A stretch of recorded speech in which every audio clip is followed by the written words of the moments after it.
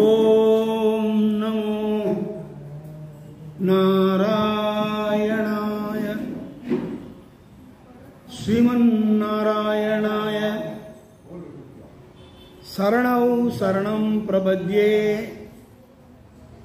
ஸ்ரீமதே நாராயணாய நமः.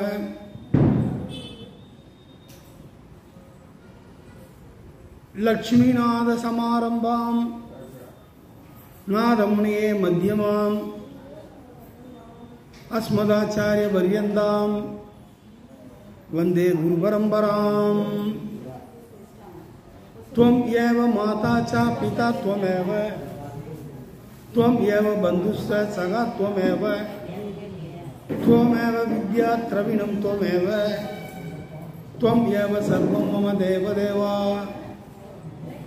ஆருயிர் அன்னையும் நீயே, அருமை தந்தையும் நீயே, உறவும் சுற்றமும் நீயே, உதவிடும் நண்பரும் நீயே, கற்கும் கல்வியும் நீயே, சேர்க்கும் செல்வமும் நீயே, அனைத்தும் ஆனையந்தன் ஆதிதேவனும் நீயே. ஓம் ஸ்ரீ கிருஷ்ண பரபிரம்மனே நமः. நீளாதுங்கஸ்தனகிரி தடி சுத்தமுத்போத்யம் கிருஷ்ணம் பாரார்த்தியம் சம்ஸ்ருதி சதசிர சித்தமத்யாவயந்தி சோசிஷ்டாயாம் சஜி நிகழிதம் யா பலாத் கிருத்த புந்தே கோதாதஸ்யை நம இதமிதம் பூய ஏவாசு பூயக. அன்னவயல் புதுவை ஆண்டாள் அரங்கற்கு பண்ணுதிருப்பாவை பல்வதியம் இன்னிசையால் பாடி கொடுத்தாள் நற்பாமாலை பூமாலை சூடி கொடுத்தாளை சொல்லு. சூடிக் கொடுத்த சுடற்கொடியே தொல்வாவை பாடியருள வல்ல பல்வளையாய் நாடினி வேங்கடவர்க்கு என்னை விதி என்ற இம்மாற்றம் நாம் கடவா வண்ணமே நல்கு. ஓம் எம்பெருமானார் ஜீயர் திருவடிகளே சரணம், ஸ்ரீ ஆண்டாள் திருவடிகளே சரணம். அன்பார்ந்த பக்த கோடிகளே, இன்றைக்கு மார்கழி மாதத்தினுடைய 13ஆம் நாள் ஆகையினாலே ஆண்டாள் நாச்சியார் அருளி செய்த திருப்பாவையினுடைய 13ஆம் நாள் பாசுரத்தை இன்றைக்கு நாம் அனுபவிக்கப் போகின்றோம். ஏற்கனவே கூறிக்கொண்டு வருவதைப் போல இந்த நிகழ்ச்சியை ஆந்திர மாநிலம் திருமலை திருப்பதி தேவஸ்தானம் ஆழ்வார்கள் திவ்ய பிரபந்த திட்டத்தினுடைய சார்பிலே நடைபெற்று வருகிறது. இந்த கோயிலின் அறங்காவலர் பணியாளர்கள் செயலலுவலர் ஆகியோருடைய ஒத்துழைப்பின் பேரிலே மிகச் சிறப்பாக நடந்தேறி கொண்டு வருகிறது. நேற்றைய 12ஆம் பாசுரத்தில் ஸ்ரீராமனை மனதிற்கு இனியானை பாடவும் நீ வாய்க்கிறவாய் என்று அங்கே தூக்கத்திலே இருந்த பெண்ணை எழுப்புவதற்காக வெளியிலே இருந்த ஆண்டாள் கோஷ்டியினர் சொன்னார்கள். ஆக மனத்திற்கு இனியவன் என்று அங்கே கூறப்படுபவன் ஸ்ரீராமபெருமான். ஆகையினாலே இன்றைக்கும் நல்ல அழகிய கண்களை உடைய ஒரு பெண்ணை திருப்பள்ளி எழுச்சி செய்கிறார்கள். அதாவது தூக்கத்திலே இருக்கின்ற அவளை தூக்கத்தை விட்டு எழுந்து வா என்று அழைக்கிறார்கள். ஆகையினால இந்த பாசுரத்திலே போதரி கண்ணினாய் என்று அந்த பெண்ணை குறிப்பிடுகிறார்கள். அவ்வாறு குறிப்பிட்டு இன்றைக்கு மறுபடியும் ஸ்ரீ கிருஷ்ணன் செய்த ஒரு சாகச செயல், அதாவது அந்த பகாசுரன் என்பவனை அழித்த ஒரு நிகழ்ச்சியை பற்றியும் மீண்டும் ராவணன் எப்படி ராமனாலே அழிக்கப்பட்டார் என்பதையும் நினைவு கூர்ந்து அந்த பெண்ணுக்கு அதை சொல்லி துயில் எழுப்புகிறார்கள். ஆகையினால் முதலிலே புள்ளின் வாய் கீண்டானை என்று ஸ்ரீ கிருஷ்ணர் செய்த ஒரு வதை, அதை பற்றி சொல்லுகிறார்.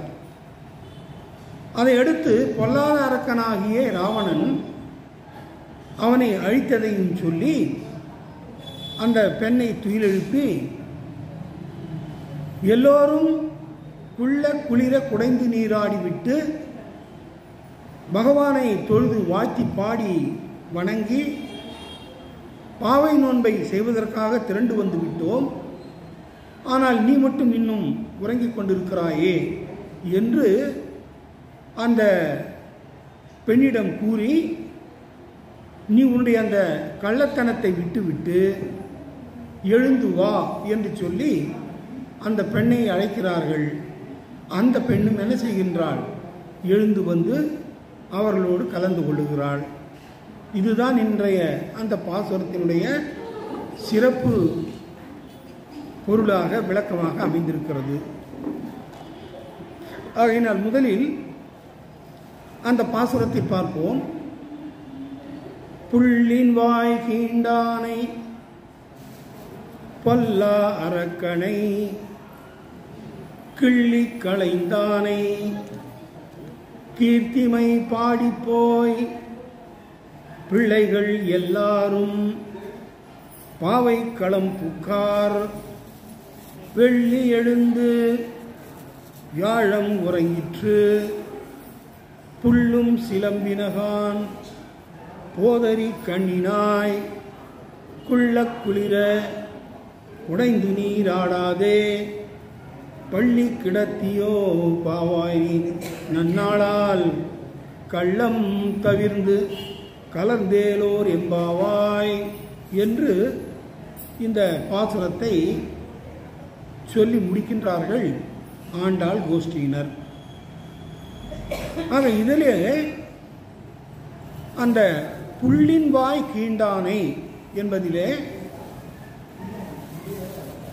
சிறு வயதிலே கண்ணபெருமான் ஆயர்பாடியிலே வளர்ந்து கொண்டு வந்த பொழுது தன்னுடைய தங்கையின் மகன் 8வது மகனாக அந்த தேவகிக்கு திரு அவதாரம் செய்தவன் ஆயர்பாடியிலே பிறந்து வளர்ந்து வருகிறான் என்பதை தெரிந்து கொண்ட தாய்மாமன் கம்சன் அந்த குழந்தை கண்ணனை எப்படியாவது கொன்றுவிட வேண்டும் என்று பற்பல அரக்கர்களை எல்லாம் ஏவினான், கட்டளையிட்டான். அதற்கு ஏற்றவாறு பற்பல அரக்கர்கள் எல்லாரும் வந்தார்கள். அப்படி வந்தவர்களிலே இந்த கொக்கின் வடிவம் எடுத்துக்கொண்டு வந்த அசுரனும் ஒருவன். அவன் அசுரன் என்றாலும் மிகப்பெரிய ஒரு கொக்கின் வடிவமாக அவன் அவதாரம் எடுத்துக்கொண்டு உருமாறிக்கொண்டு கண்ணனும் மற்றவர்களும் அந்த மாடுகளை மேய்த்து கொண்டிருக்கின்ற காட்டுப்பகுதிக்கு வந்தான்.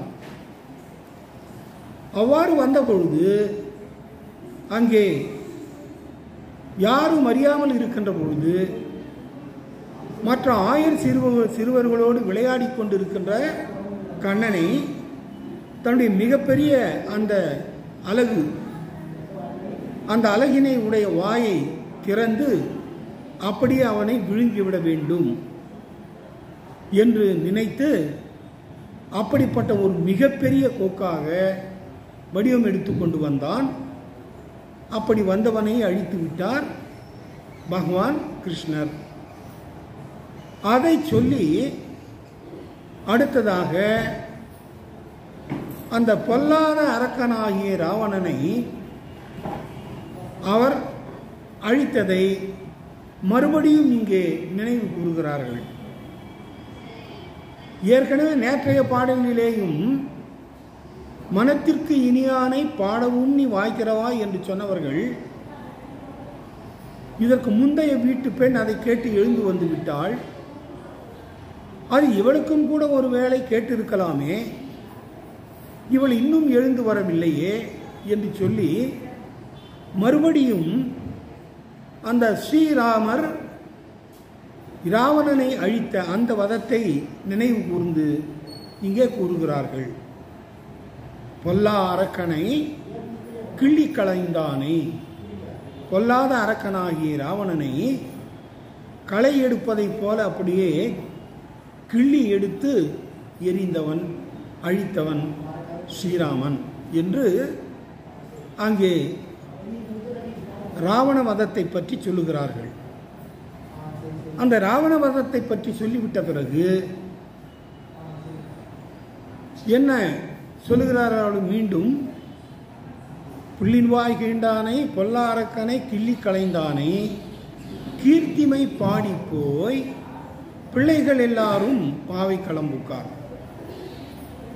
அந்த பகாசுரனை அழித்த கிருஷ்ணனுடைய பெருமையையும் ராவணனை வதைத்த அந்த ஸ்ரீராமருடைய பெருமையையும் அந்த பாவையர்கள் எல்லாம், சிறிய பெண்கள் எல்லோரும் தங்களுக்கு தெரிந்த வகையிலே ஆடி பாடிக்கொண்டு நாம சங்கீர்த்தனம், முதலிலே கிருஷ்ணாவதாரத்தை பற்றி, இரண்டாவது ராமாவதாரம் ஆகையினாலே 2 அவதாரங்களையும் சேர்த்து ஹரே கிருஷ்ண கிருஷ்ண கிருஷ்ண ஹரே ஹரே, ஹரே ராம ராம ராம ஹரே ஹரே என்று அவர்களெல்லாம் கரதாளம் போட்டுக்கொண்டு இல்லாதவர்கள் கைகளை அப்படி மிகவும் மன மகிழ்ச்சியோடு அந்த வழிநடை பாடலாக பாடிக்கொண்டு சென்று கொண்டு பாவை களம் புக்கார். எல்லோரும் அந்த பாவை நோன்பு செய்யப்படுவதற்கு உரிய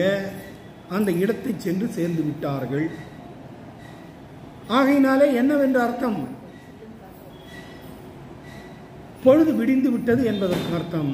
ஆகையினால் வெள்ளியை எழுந்து வியாழம் உறங்கிற்று. வெள்ளியும் எழுந்து விட்டான், வியாழனும் மறைந்து விட்டது. பொதுவாக வியாழம்னா வியாழக்கிழமை அப்படின்றது தெரியும் நமக்கு.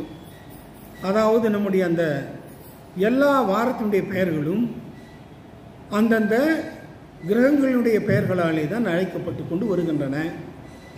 வாரத்தினுடைய முதல் நாள் எது? வாரத்தினுடைய முதல் நாள் ஞாயிற்றுக்கிழமை. ஆனால் நம்ம திங்கக்கிழமை வச்சுட்டு இருக்கிறோம். ஏன்னா அந்த ஞாயிறு என்பதுதான் கதிரவன். அந்த ஞாயிற்றுக்கிழமை தான் வாரத்தினுடைய முதல் நாள். நாம் எல்லாம் அந்த ஒரு 300 ஆண்டுகள் ஆங்கிலேயர்களுக்கு அடிமைப்பட்டு இருந்ததுனாலே அவன் என்ன பண்ணான், திங்கக்கிழமையிலேருந்து ஞாயிற்றுக்கிழமை வரலையும் செய்ய வேண்டிய செயலாம் செஞ்சுட்டு ஞாயிற்றுக்கிழமை ஒரு நாளைக்கு போயிட்டு அவன் வணங்குகின்ற அந்த கடவுளுக்கு எல்லோருமாக சென்று வணங்குவது ஆகையினாலே அந்த நாளைக்கு லீவுன்னு விட்டுட்டான். ஆனால் அந்த பேர்லேயே பாருங்கள், சண்டேன்னு தான் வருது. சன்னுனாவே என்ன அர்த்தம்? அந்த ஞாயிற்றுக்கிழமைன்னு அர்த்தம். அதுக்கு அடுத்தது தான் மூன் டே. மூன் டே தான் என்னது? மண்டே. ஆக அப்படி அந்த ராமநாமத்தையும் கிருஷ்ணநாமத்தையும் எல்லாம் சொல்லிக்கொண்டு சென்றவர்கள் பொழுது விடிந்து விட்டது என்பதை நமக்கு எடுத்து கூறுகிறார்கள். அதற்கு மேலும் ஒரு எடுத்துக்காட்டாக வெள்ளி எழுந்து வியாழம் உறங்கிற்று. கீழ்த்திசையிலே வெள்ளி உதிக்கத் தொடங்கிவிட்டான். வெள்ளி என்பது அதுவும் ஒரு அந்த கிரகங்களிலே ஒன்று, நட்சத்திரமாக நாம் பார்க்கிறோம். அந்த கீழ்வானம் வெள்ளென்ற ஒரு இது பார்த்தோம் இல்லையா, பாசுரத்தினுடைய விளக்கம். அப்போ முதல்ல ஏற்படுவது அருணோதயம், பிறகு அந்த சுக்கிரோதயம், அதை அடுத்துதான் இந்த கதிரவன் உதயம் எல்லாம் வரும் என்று பார்த்தோம். ஆகையினால் கீழ்த்திசையிலே வெள்ளி முளைக்கத் தொடங்கிவிட்டான். ஆகையினாலே வியாழக்கிழமை மறைந்து விட்டது என்று பொருள் என்பது இதனுடைய மேலோட்டமான பொருளாக அமைந்திருக்கிறது. ஆனால் இதில் என்ன மறைபொருள் கூறப்படுகிறது என்பதை அந்த சுவாபதார்த்தங்களை பார்க்கின்ற போது பார்ப்போம். ஆக வெள்ளி எழுந்து வியாழம் உறங்கிற்று, புல்லும் சிலம்பினகான் போதறி கண்ணினாய். போது அப்படின்னா மலரும் பருவத்திலே இருக்கின்ற மொட்டுகள் அப்படின்னு அர்த்தம். மலரும் பருவத்திலே இருக்கின்ற அந்த மொட்டு அதனுடைய நுனி எப்படி இருக்கும்? கூர்மையாக இருக்கும். மொட்டு இப்போ மல்லிகை மொட்டை பாருங்க, மலராமல் இருக்கின்ற பொழுது நுனி கூர்மையாக இருக்கு இல்லையா? அதை போல போது அரிக்கண்ணினாய், அந்த மலருகின்ற பருவத்திலே இருக்கின்ற போதுவிற்கு எதிரியாக இருக்கின்ற கண்களை உடையவள் அப்படின்னு அர்த்தம். ஏன் அப்படி சொல்றாங்க அப்படின்னா, ரெண்டுக்கும் போட்டி வைத்தால், இவருடைய கண்ணுக்கும் அந்த மொட்டுக்கும் போட்டி வைத்தால் என்ன, இவளுடைய கண்கள் தான் வெற்றி பெறுமாம். ஆகையினாலே அவ்வளவு அழகிய கூர்மையான கண்களை உடையவள் என்று இந்த பெண்ணை குறிப்பிடுகிறார்கள். அப்ப அதுக்கு முன்னாடி என்ன சொன்னார்கள்? புல்லும் சிலம்பினகான், புற்கள் எல்லாம் பறவைகள் எல்லாம் அந்தந்த கூடுகளிலே இருந்து கொண்டு சிலும்புகின்றன என்று அர்த்தம். ஆனா ஆறாவது பாடலை பார்க்கின்ற பொழுது, ஆறாவது பாசுரத்தை பார்க்கின்ற பொழுது, முதல்ல அந்த பெண்களை துயில் எழுப்பிய பொழுது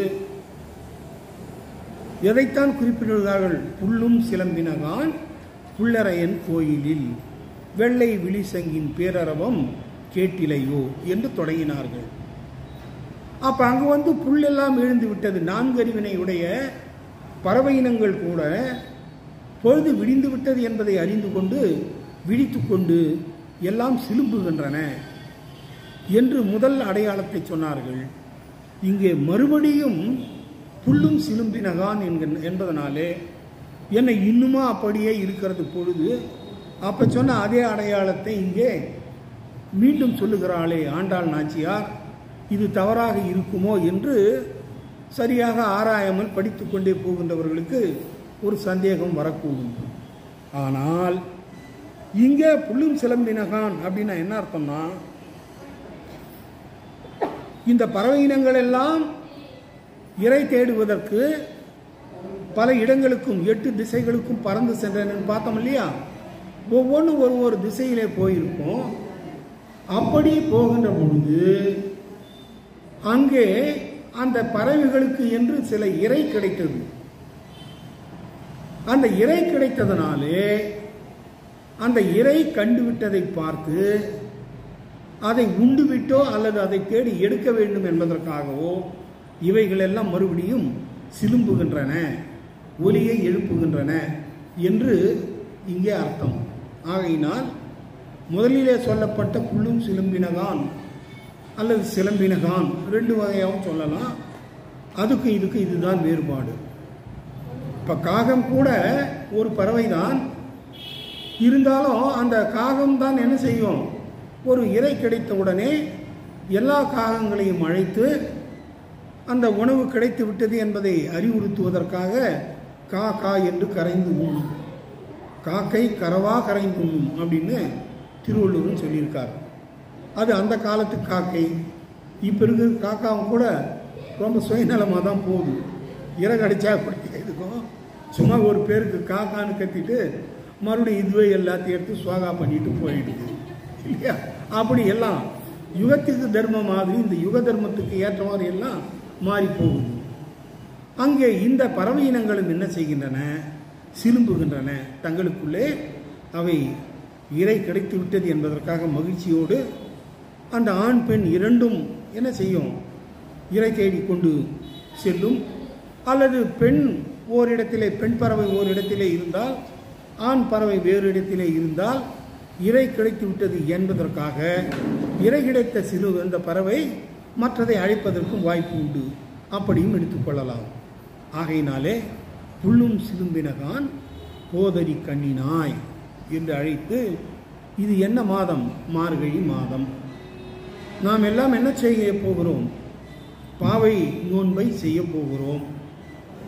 எந்த நோன்பை செய்வதாக இருந்தாலும் அதை செய்வதற்கான முதல் தகுதி என்ன?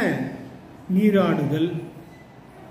அப்படி மார்கழியிலே நீராடிவிட்டால் மறுபடியும் குளிர் என்பதே இருக்காது என்று சொல்லுவார்கள். ஏனென்றால் இப்ப நமக்கு வேணா மேலே ஓவர் ஹெட் டேங்க்லேருந்து தண்ணி வரணும்னா திறந்தோம்னா சில்லுன்னு தான் வரும்.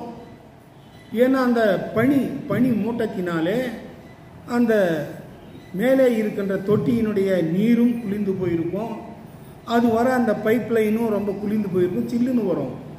ஆனால் கிராமத்து பக்கத்தில் இருக்கின்ற நீங்கள் போய் நீங்கள் ஒரு குளத்தில் கொஞ்சம் கை அப்படி விட்டீங்களன்னா மேலே வேணா கொஞ்சம் குளிர்ச்சியாக இருக்கும், உள்ளே வந்து சூடாக இருக்கும். கிணற்று நீராக இருந்தாலும் சரி அல்லது குளத்து நீராக இருந்தாலும் சரி, அதில் என்ன ஒரு முழுக்கு போட்டு அல்லது கிணற்று நீரில் குளிக்கின்றவர்கள் என்ன பண்ணுவாங்க, கிணற்று மேலே இருந்து அப்படி கைகளை கட்டி கொண்டு எகிரி அப்படியே விழுந்தார்கள்னா, தொகுகடீர்னு விழுந்தாங்கன்னா அது எல்லாம் அப்படியே தெரித்து உள்ள ரொம்ப அற்புதமான ஒரு சூழ்நிலையில் வெதுவெதுப்பான நீர் இருக்கும். ஆகையினால் நாங்கள்லாம் குளிச்சிருக்கோம். அந்த கிணத்து கரை மேலே இருந்து குதிச்சா ஹைட்டு வந்து குறைச்சலாக இருக்குன்றதுக்காக அந்த காலத்தில் என்ன இருக்கும், கவலை இருக்கும். கவலைன்னா இந்த மாடுகளை கொண்டு அந்த மாட்டினை பூட்டி கவலை ஓட்டுவார்கள். அந்த ரெண்டுத்தையும் வச்சு சால் போட்டு இறைத்து அது மேலே, அது ஒரு 6 அடி ஹைட் இருக்கும் எக்ஸ்ட்ரா, அது மேலே ஏறி நின்று கொண்டு, நீங்களாம் அனுபவிச்சிருக்க மாட்டீங்கன்னு நினைக்கிறேன். நீங்கள்லாம் எல்லாம் கிராமத்து வாசிங்க இல்லை, நான் எல்லாத்தையும் அனுபவிச்சிருக்கேன். ஆக அப்படி அந்த தடாகத்திலே மூழ்கி எழுந்தால் என்ன குளிர் விட்டு போகும். ரொம்ப நாளைக்கு பிறகு ஒரு 5-6 வருஷத்துக்கு முன்னாடி அது என்னமா, அது நம்ம போனோமே அந்த திவ்ய தேசம் பத்ரிநாத் இல்லைம்மா, இங்கே போய் அந்த இதில் ஏரியில் பெரிய ஏரி இருக்குமா, அதில் குளிச்சுமே, ராமானுஜரோட சம்பந்தம் உடையது. மேல்கோட்டைக்கு அடுத்து அந்த இடம் இருக்கும். தொண்டாமுத்தூர் ஏரி. அந்த தொண்டாமுத்தூர் ஏரியில் நாங்கள்லாம் போகும்போது, ஒருவேளை உங்களோட இல்லை, அது வேற, நம்ம தேப்பெருமாள் அவங்கெல்லாம் அவங்க கோஷ்டியோட போனது. அதாவது இதெல்லாம் வந்து நீச்சல் பழகி ரொம்ப நாள் ஆச்சு. இருந்தாலும் இப்போ ஒரு 7-8 வருஷத்துக்கு முன்னாடினா எனக்கு ஒரு 65 வயசு இருக்குன்னு வச்சுங்க. 65வது வயசில் நான் ரொம்ப தூரம் நல்லா அருமையாக நீந்தி போனேன். ஒரு நல்ல அற்புதமான வாய்ப்பாக அது இருந்தது. அதை தான் வந்து அனிசை செயல்னு சொல்லுவாங்க. சிலது நமக்கு வந்து பழகி போயிட்டா அந்த செயலை செய்கின்ற பொழுது தானாக அந்த செயல் நமக்கு வந்துடும். அப்படி குளிர குடைந்து நீராடாது, பள்ளி கிடத்தியோ பாவாய் நீ நன்னாளால் ஏ பாவையே பெண்ணே போதரி கண்ணினாய் மார்கழி மாதம் மார்கழியில் குளித்து பாரு குளிர் விட்டு போகும், மாதவனாய் வாழ்ந்து பாரு வறுமை என்ன நீங்கி போகும் அல்லது வறுமை பழகி போகும் என்று சொல்லுவார்கள். ஆக நீ எதற்கும் ஆசைப்படாத ஒரு நல்ல தவநோக்கு உடையவனாக, நமக்கு சந்தோஷம் வந்தாலும் அல்லது துன்பம் வந்தாலும், மகிழ்ச்சி வந்தாலும் துன்பம் வந்தாலும் எல்லாவற்றையும் சரிசமமாக எடுத்துக்கொள்ளுகின்ற அந்த ஒரு மனநிலை வந்துவிட்டால் உனக்கு வாழ்க்கையிலே தோல்வி என்பதே ஏற்படாது. தோல்வி ஏற்படாதுன்னா என்ன அர்த்தம்? தோல்வி வந்தால் கூட அதை பற்றி எடுத்துக்கொள்ளாத ஒரு பக்குவ நிலை வந்துவிடும். அதை தான் வந்து அங்கே அர்ஜுனனுக்கு பகவான் கீதா உபதேசம் செய்கின்ற பொழுது, நம்முடைய ஒருவருடைய வாழ்க்கையிலும் இரட்டைகள் இருக்கின்றன, இன்பம் துன்பம். காலத்தை எடுத்துக்கொண்டால் பகல் இரவு, வெற்றி தோல்வி, நன்மை தீமை, பாவம் புண்ணியம் என்று இப்படி எல்லாம் கலந்ததாக தான் ஒரு மனிதனுடைய வாழ்க்கை இருக்கின்றது. ஆகையினாலே அதிலே எது வந்தாலும் அதை தனக்கு அந்த மிகுதியாக வருத்தப்படாமல் சாதாரணமாக எடுத்துக்கொள்ளுகின்ற ஒரு மனப்பக்குவம் வந்துவிட்டால் என்ன நமக்கு கஷ்டம் என்பதே வாழ்வில் ஏற்படாது. ஐயோ அவன் இப்படி சொல்லிட்டானே அப்படின்னு அவன் சொன்னவன் சொல்லிட்டு ஜாலியாக போயிட்டு வேறு எதுனா பண்ணிட்டு இருப்பான். நம்ம அதையே நினச்சி என்ன பண்ணுவோம், வீட்டிற்குள்ளே உட்கார்ந்து கொண்டிருந்தால் அந்த இழப்பு காலத்திலே அதை விரயமாக்குவது நமக்குத்தான் அது பாதகமாக அமையும். ஆகையினாலே குள்ள குளிர குடைந்தி நீராடாதே பள்ளி கிடத்தியோ பாவாய் நீ நன்னாளாள். இது நல்ல நாளாச்சே, மார்கழி மாதம் மதி நிறைந்த நன்னாளாயிற்று. மார்கழி மாதத்தினுடைய 30 நாட்களும் பகவானுடைய திருவடிகளை மனதிலே நினைந்து அந்த பெருமானுடைய பாதமலர் கமலங்களை எல்லாம் நாம் என்ன வணங்க வேண்டிய நாளாயிற்று. இப்படிப்பட்ட புனிதமான இந்த மார்கழி மாதத்திலே பெண்ணே நீ இன்னும் உறங்கிக் கொண்டிருக்கின்றாயே, இது தகுமா என்று அந்த பெண்ணை அழைக்கிறார்கள். ஆக குள்ள குளிர குடைந்து நீர் ஆடாதே பள்ளி கிடத்தியோ பாவாய் நீ நன்னாளாள். ஆகையினால் நீ என்ன செய்ய வேண்டும், உன்னுடைய கள்ளத்தனத்தை விட்டுவிடு. நீ விழித்து கொண்டுதான் இருக்கிறாய். ஆகையினால் கள்ளம் தவிர்ந்து கலந்தேலோர் எம்பாவாய். உன்னை இந்த விழித்து கொண்டு இருந்தாலும் வெளியே வராமல் இருக்கின்ற உன்னுடைய இந்த கள்ளத்தனத்தை விட்டுவிட்டு நீ என்ன செய்ய வேண்டும், எங்களோடு வந்து சேர்ந்து கொள்ள வேண்டும் என்று அந்த உள்ளே இருக்கின்ற பெண்ணை எல்லோரும் அழைக்கின்றார்கள். அவ்வாறு அழைத்ததனாலே அந்த பெண்ணும் அதற்கு மேலும் காலத்தை தாழ்த்தாமல் இவர்களோடு வந்து சேர்ந்து கொண்டாள் என்று இன்றைக்கு 8 வீட்டு பெண்களை எழுப்பிவிட்டார்கள். இன்னும் 2 வீட்டு பெண்களை மட்டும் எழுப்பிவிட்டால் அதுக்கு பிறகு மற்றவர் எல்லோரும் சேர்ந்து என்ன செய்கிறார்கள், அந்த பாவை நோன்பை நோற்பதற்காக செல்லுகிறார்கள் அப்படின்றத நம்ம பார்க்க போகிறோம். ஆகையினால் இந்த புள்ளின்பாய் கீண்டானை கொல்லா அரக்கனை கிளி களைந்தானை கீர்த்திமை பாடிப்போய் என்ற இந்த பாடலுடைய திரண்ட கருத்தாக இதுதான் அமைந்திருக்கின்றது. இதனுடைய மேலும் சில வியாக்கியானங்களை நாம் தொடர்ந்து பார்ப்போம். நைவேத்தியம் எப்போம்பா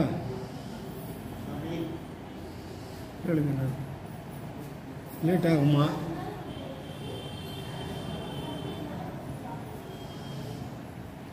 சரி, புல்லும் புள்ளின்வாய் கீண்டானை என்பதை பார்த்தோம். புல் என்றால் பறவை, இங்கே கொக்கு பறவை. நம்முடைய பாகவதத்தை பார்க்கின்ற பொழுது ஸ்ரீமத் பாகவதம் அதுக்கு என்னன்னு பேருனா, அதாவது பாகவத புராணம் என்றும் அழைப்பார்கள். அதிலே இந்த பகாசுரனை கண்ணபெருமான் அழித்ததை பற்றி குறிப்பிட்டு பாடுகிறார் ஆண்டாள் நாச்சியார். அதே மாதிரி நம்முடைய மகாபாரதத்தை பார்த்தால் அங்கே ஒரு பகாசுரன் வருவான். அந்த பகாசுரன் வேற, இவன் வேற. அந்த பகாசுரன் என்பவன் நிறைய அப்படியே சாப்பாட்டிலே மிகவும் பிரிவனாக இருந்து அவனுக்கு சாப்பாடு போடுவதற்காக வண்டியிலே எல்லாவற்றையும் எடுத்துக்கொண்டு செல்ல வேண்டும். அவன் அந்த கிராமத்திலே இருந்த எல்லாரையும் வீணாகவே அடித்து போட்டு கொண்டிருப்பான். ஆகையினாலே அதிலே இருந்து தப்பித்துக் கொள்ள வேண்டும் என்பதற்காக அந்த பகாசுரனை அழைத்து, உனக்கு வேண்டியது இந்த கிராமத்திலே இருந்து ஒவ்வொரு நாளும் உனக்கு தேவையான உணவுப் பொருளை எல்லாம் சமைத்து அந்த மாட்டு வண்டியிலே கட்டி அவனோடு ஒருவனை அனுப்புகின்றோம். நீ அந்த ஒருத்தனை சாப்பிட்டுடு, வண்டி சோரை தின்னுடு, போய் கம்முன்னு படுத்து தூங்கு அப்படின்னு ஒரு சமரசம் செய்து கொண்டு வைத்திருந்தார்கள். இப்போ இந்த பஞ்சபாண்டவர்கள் எல்லாம் அந்த வீட்டிலே தங்கி இருந்தபோது அந்த வீட்டிலே இருந்த பெண் திடீரென்று அந்த விடியற் காலை நேரத்தில் எழுந்து அழுதாள். என்ன விஷயம்னா, அந்த வீட்டிலே இருந்த ஒரே ஒரு பையன், ஆண்மகன், அவன் வந்து அன்னைக்கு அந்த பகாசுரனுக்கு சோறு எடுத்துக்கொண்டு செல்ல வேண்டும். அப்படி சென்றானால் அவன் திரும்பி வரமாட்டான். அவன் வதைப்படுவான், அழிக்கப்படுவான்றது அது எல்லோருக்கும் தெரிந்ததாகினாலே நம்முடைய மகனை பறிகெடுக்க போகிறோமே என்று நினைத்து அந்த பெண் அழுதாள். உடனே அங்கே இருந்தவர்கள் எல்லோரும் ஏன் அழுகிறீர்கள், எதற்கு வருத்தப்படுகிறீர்கள் என்று கேட்டதற்கு அந்த வீட்டுக்கார பெண் என்ன, இன்றைக்கு என்னுடைய மகன் செல்ல வேண்டும், அதற்காக தான் அழுகிறேன் என்று சொன்னாள். ஆகையினாலே நீ கவலைப்படாதே, நான் உன்னுடைய மகனுக்கு பதிலாக என்ன செய்கின்றேன், அந்த வண்டியிலே சோறு எடுத்துக்கொண்டு போகிறேன் என்று சொல்லி பீமன் போனவன் அந்த மலை இடத்துல அந்த வண்டியை நிறுத்திட்டு கொண்டு போன சாப்பாட்டெல்லாம் இவனே நல்லா சுபிட்சமாக நல்லா சாப்பிட்டுட்டு பெருசாக ஏன் கும்பிட்டுட்டு இருந்தான். அந்த நேரத்தில் பகாசுரன் வெளியே வந்தான். டெய்லி சொல்லிடுங்க சாமி.